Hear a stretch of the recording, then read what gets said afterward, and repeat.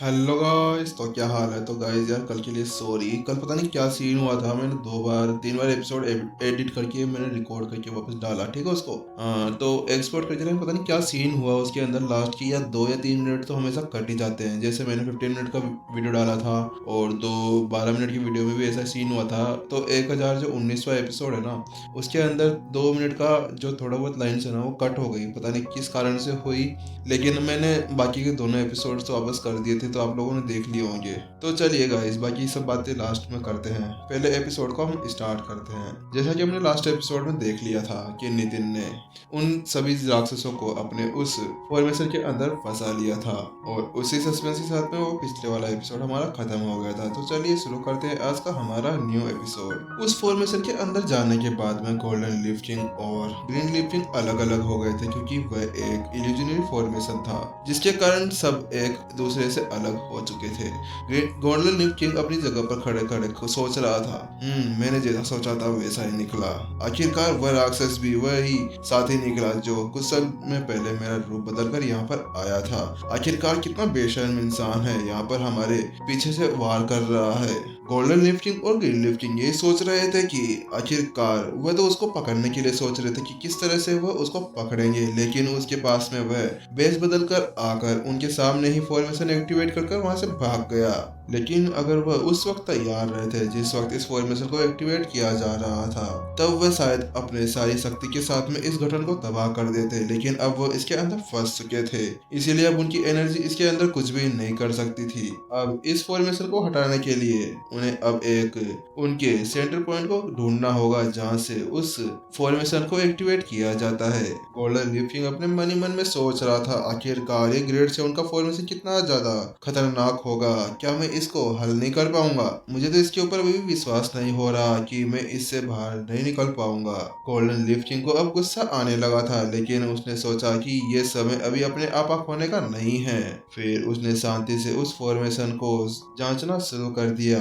आखिरकार बहुत से राजाओं के अंदर वह सबसे अच्छा फॉर्मेशन मास्टर था, इसी कारण से तो उसको यहाँ पर बुलाया गया था, क्योंकि वही था जो उस सील को तोड़ सकता था।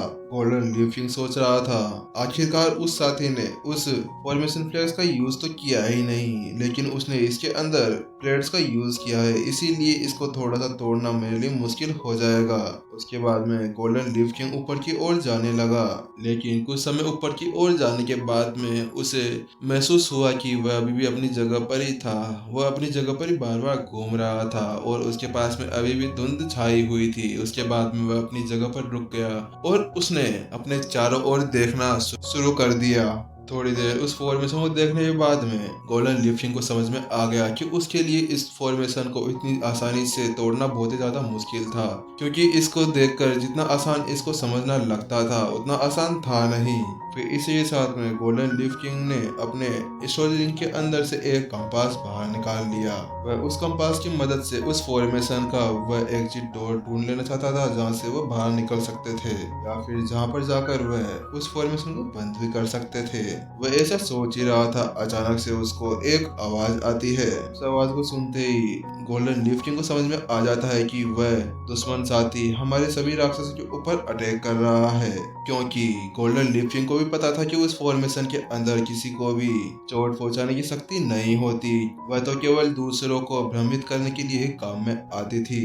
लेकिन गोल्डन लिफ्टिंग को ये बात समझ नहीं आ रही थी कि उस साथी ने अपने एनर्जी के साथ में इस फॉर्मेशन को एक्टिवेट किया था, तो फिर उसके अंदर इतनी लड़ने की शक्ति कहां से आ गई थी, क्योंकि इस फॉर्मेशन को एक्टिवेट करने के लिए एनर्जी की जरूरत होती है। और जैसे जैसे वह इस फॉर्मेशन को एक्टिवेट करके रखेगा, उसी के साथ में उसकी एनर्जी जल्दी जल्दी ड्रेन होना शुरू हो जाएगी। और जब वह फॉर्मेशन पूरी तरह से बंद हो जाएगी तो उसके पास तो कोई भी शक्ति नहीं होगी, और हम सभी पूरी एनर्जी से भरे हुए होंगे। और उसके शरीर से पूरी एनर्जी को छीन लिए जाने के बाद में उसकी लड़ाई की क्षमताओं के अंदर भी बहुत ज्यादा कमी आ जाएगी। गोल्डन लिफ्टिंग तो ये सोच रहा था कि आखिरकार कितनी देर तक वह इस फॉर्मेशन को अपनी एनर्जी के द्वारा चलाए रखेगा। कुछ समय बाद में तो ये बंद हो ही जाएगी, फिर मैं तुझे देखता हूँ तू कहाँ पर भागता है।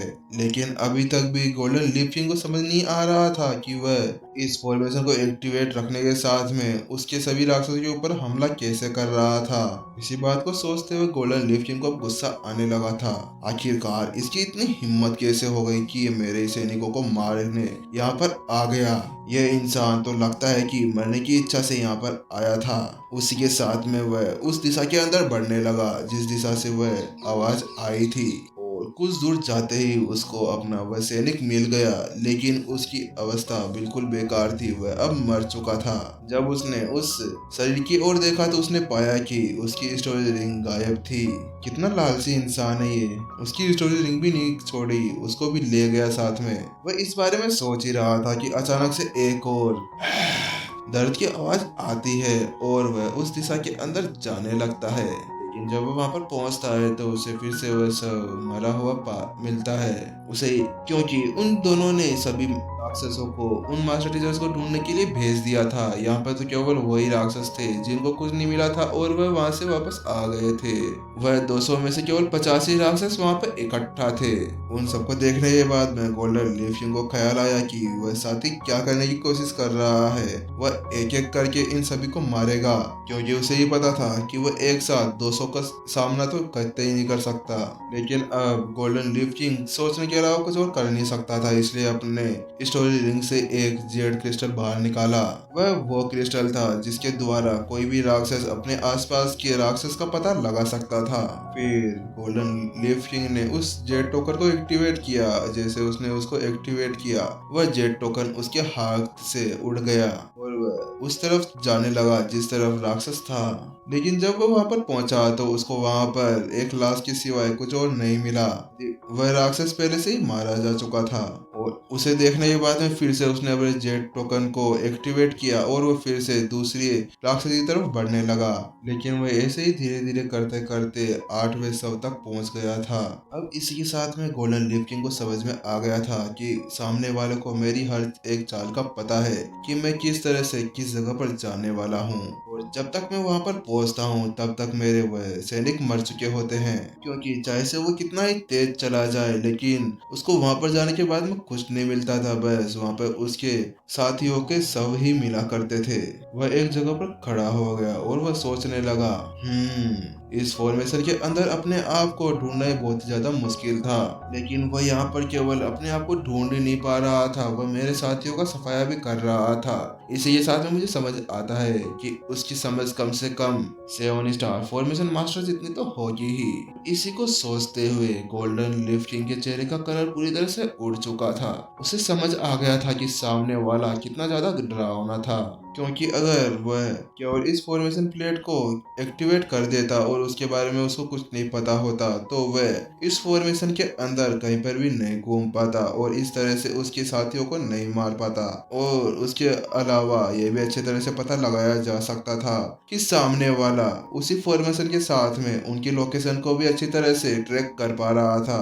और फॉर्मेशन के समझ के अंदर सामने वाले को मेरे बराबर माना जा सकता था या फिर उससे भी खतरनाक। अब बहुत हुआ, तुम अब मेरे हाथ में लग जाओ। तुम तो बस ये दुआ करना कि तुम कभी मेरे हाथों में नहीं लगो, वरना अगर तुम मेरे हाथों में गलती से भी लग गए तो मैं तुम्हें कभी भी नहीं छोड़ने वाला। गोल्डन लीफ किंग को बहुत ही ज्यादा गुस्सा आने लगा था। उसने अपने दांतों को बीचते हुए गुस्से से दहाड़ा। उसी क्षण अचानक से उसको हवा के अंदर जबरदस्त किलिंग ओरा महसूस हुआ, जिसके बाद में उसे लड़ाई की आवाजें सुनाई देने लगी। और जैसे उसे महसूस हुआ कि वह किलिंग ओरा ग्रीन लीफ किंग का था, वह उसी दिशा के अंदर बढ़ने लगा जिस तरफ वह लड़ाई हो रही थी। अब गोल्डन लीफ किंग के अंदर एक हत्या का इरादा था। वह मन ही मन में सोच रहा था, ग्रीन लीफ किंग तुम बस उसको थोड़ी देर संभालो, मैं वहां पर आ रहा हूँ, फिर हम दोनों मिलकर उसे एक साथ मारेंगे, फिर देखते हैं कि वह कहां पर बचकर भाग पाता है। और फिर वो वहां से अचानक से गायब हो गया। एक ही पल के अंदर वह उस जगह पर पहुंच गया जिस जगह पर लड़ाई हो रही थी। जब वह वहां पर पहुंचा तो उसने देखा कि ग्रीन लीफ किंग एक राक्षस के साथ में लड़ रहा था। वह वही राक्षस था जो वहां पर उनको सूचना देने के लिए आया था और वहीं पर उसने वह फॉर्मेशन एक्टिवेट कर दी रही थी। उन दोनों की लड़ाई बहुत ही ज्यादा खतरनाक हो रही थी। वह दोनों बहुत ही ज्यादा शक्तिशाली थे, एक दूसरे को अच्छे से टक्कर दे रहे थे। उनके अंदर से इतनी ज्यादा एनर्जी निकल रही थी कि आसपास के एरिया के अंदर आराम से उसे महसूस किया जा सकता था। उनके हर एक अटैक के साथ में मिलते ही वहां पर बहुत ही खतरनाक शॉक वेव्स निकल रही थी। उसकी वजह से आसपास का वातावरण पूरी तरह से डगमगाने लगा था।